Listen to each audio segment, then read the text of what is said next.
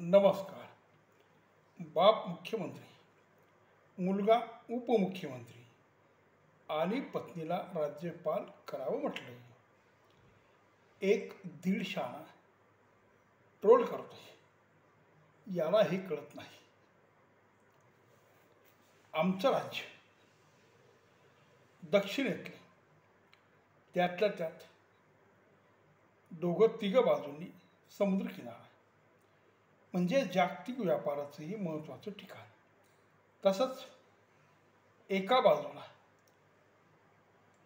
चीनने मोठमोठी जहाजं आणून आमच्या छातडावर उभी केली आणि इकडे सिहेलींच्या कुरबुरी चालू आहेत. मध्यंतरी सिहेली आणि तमिळांचे भांडणं तर किती जोरात होती. त्याच पद्धतीने किती वाद आमच्याकडे. द्रविड कल्चर हे पुरातन कल्चर. खरं तर आर्यांच्या पूर्वी आम्ही ह्या देशात आलो आणि आज हे स्वतःला सनातनी म्हणणारे लोक आमच्यावर कुरघुडी करतात, आमच्यावर बोकांडी बसायचा प्रयत्न करतात.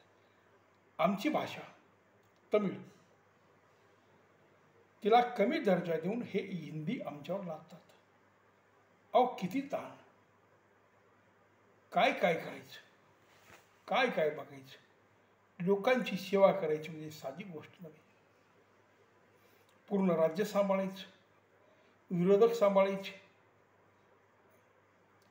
दर 5 वर्षात आम्ही येतो आणि जातो, पण आमच्या बापापासून हे चालू आहे. पूर्वी आमचे बाप मुख्यमंत्री होते, आता त्यांनी आम्हाला उपमुख्यमंत्रीपद दिलं. आता आम्ही मुख्यमंत्री आहोत. आता आमचा मुलगा उपमुख्यमंत्री आम्ही आत्ताच नेमला. का नेमला? अहो किती व्यवधान, किती धावपळ, किती कामं. ती लोकांचे कामं करण्यासाठी फार गरज असते या सगळ्या गोष्टींची. हे सगळं करावं लागतं. तुम्ही उठून सुटून घराण्याशाही नाचत बसता. अहो पण एका व्यक्तीने कामं किती करायची. मंत्रिमंडळ आहे, पण काय कामाचं. लायक माणूस नको का? आणि मुलाशिवाय लायक माणूस कोण असणार. साधी गोष्ट यांना कळत नाही. हे पेपरवाले, हे हिंदी पट्ट्यातले, हे BJP वाले, हे काँग्रेसवाले सतत टीका करतात. पण यांना हे कळत नाही की राज्य चालवायचं म्हणजे मुलगा सोबत हवाच. त्याशिवाय राज्य कसं चालवता येईल. आणि फक्त राज्य चालवणं नव्हे मित्र हो, लोकांची सेवा करणं महत्त्वाचं. अहो आमच्या बापाने किती वर्ष सेवा केली, आता आम्ही करतोय. वयामानाने आम्ही थकू. मग ह्या राज्याची सेवा कुणी करायची. आणि मुलाशिवाय लायक कोण. तेव्हा ह्या गोष्टीची फार गरज आहे.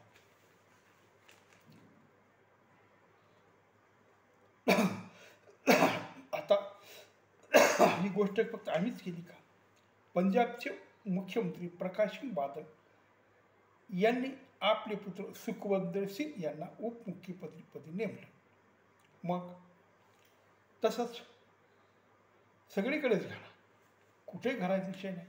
फारुख अब्दुल्लाचा मुलगा ओमर अब्दुल्ला, मग मुक्ती तिचा बाप मुख्यमंत्री, देवीलाल याचे घरातले 8 जण आमदार आणि खासदार आहेत. अखिलेश यादव, चिराग पासवान, तेजस यादव, हेमंत सोरेन हे कोण आहेत. राज ठाकरे, उद्धव ठाकरे हे कोण आहेत. बघा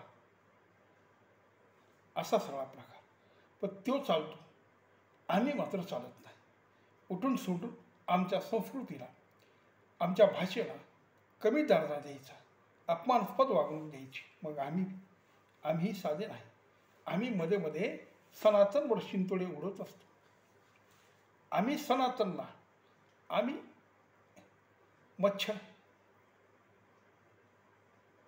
किडा, मकोडा असं आम्ही म्हणजे आमची चिरंजीव बोलून गेले. घाबरतो का काय. बघा केवढी हिंमत त्याची.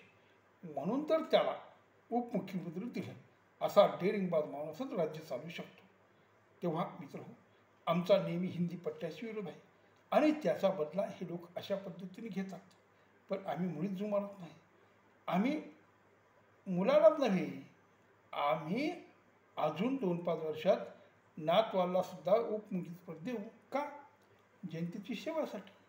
ही सेवा करावी लागते आणि त्यासाठी घरातले माणूसच कामात पडतो. अहो, डॉक्टरचं हॉस्पिटल असलं म्हणजे त्याचा मुलगा डॉक्टर होतो. हे हॉस्पिटल कोण सांभाळेल? डॉक्टर मुलगा. तसंच आहे, राजकारणी माणसाचा मुलगा राजकारणी होणार तर काय होईल?